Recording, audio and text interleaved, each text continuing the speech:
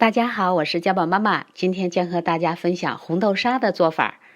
准备红豆200克，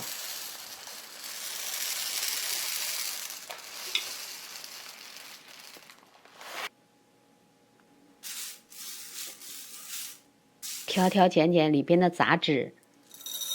倒入到盆里边，加入凉水500毫升。先把红豆清洗一遍，清洗干净。如果红豆脏的话，可以多清洗几遍。把清洗过红豆的脏水倒掉，然后在清洗干净的红豆里面加入凉水500毫升，浸泡过夜。当然了，如果您急着做，也可以只浸泡1个小时就可以用高压锅。这是浸泡了1夜的红豆，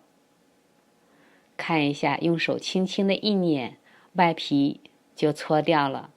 如果不喜欢红豆皮的朋友们呢，这个时候就可以把红豆皮去掉了，但是我还是保留了这个红豆皮。我们把浸泡过红豆的这个水呢倒掉，加入凉水，再把浸泡过的红豆呢清洗2遍，这样可以有效去除红豆的涩味儿。再把这个水呢倒掉，这是我们清洗而且浸泡过的红豆，比之前没有浸泡过的红豆呢大了一些。然后把浸泡过的红豆倒入高压锅中，把红豆摊平，倒入足够量的凉水，我总共用了1250毫升的凉水。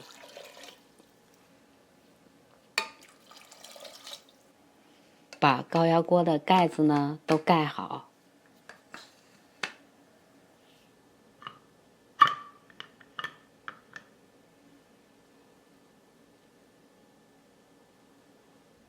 用大火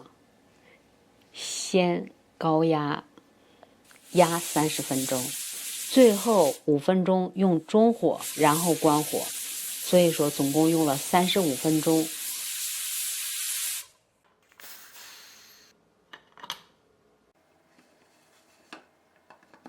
打开盖子看一下，这个红豆呢已经非常的软烂了，里面呢还剩一点的水分，把它们直接倒入到搅碎机里边打碎，打得越碎越好，越细腻越好。倒入到一个平底儿的不粘锅里边，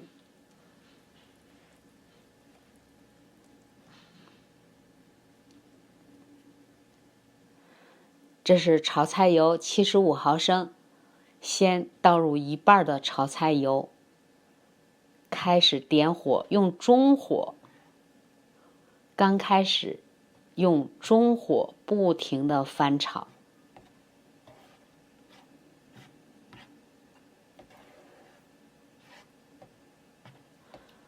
在不停的翻炒的过程当中呢，这个油就会和这个比较湿的红豆沙呢融合在一起。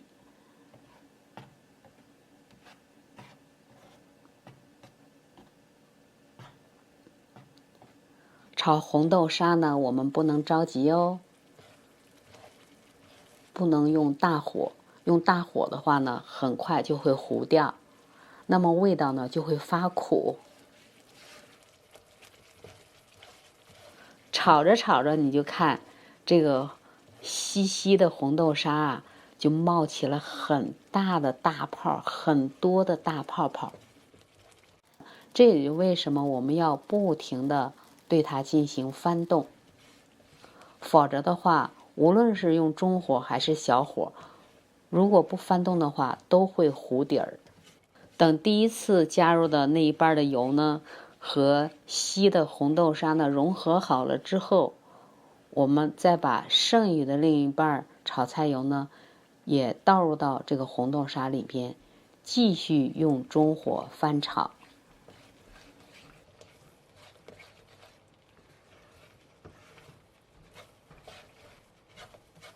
在第二次倒入的另一半的炒菜油呢，和这个很稀的红豆沙充分的融合好了以后，继续翻炒。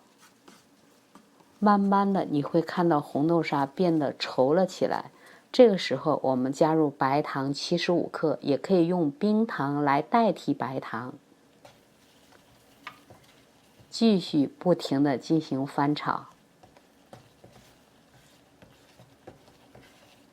用中火总共翻炒了15分钟，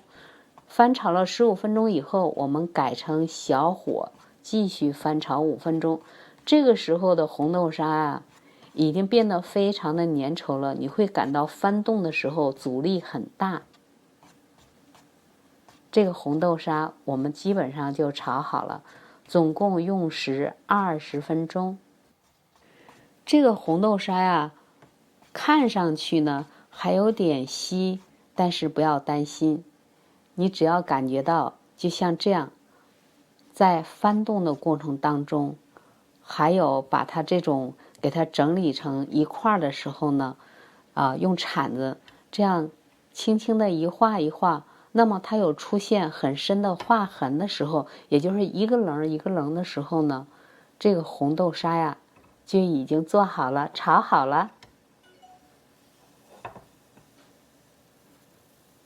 自己做的红豆沙货真价实，没有任何的添加剂，也没有任何的防腐剂，吃起来也非常的放心。把做好的红豆沙呢放入到一个容器里边，200克的红豆做出了540克的红豆沙，稍微的晾凉以后，盖上保鲜膜，放入冰箱冷藏7天，或者是冰柜冷冻2个月，也都不会坏的。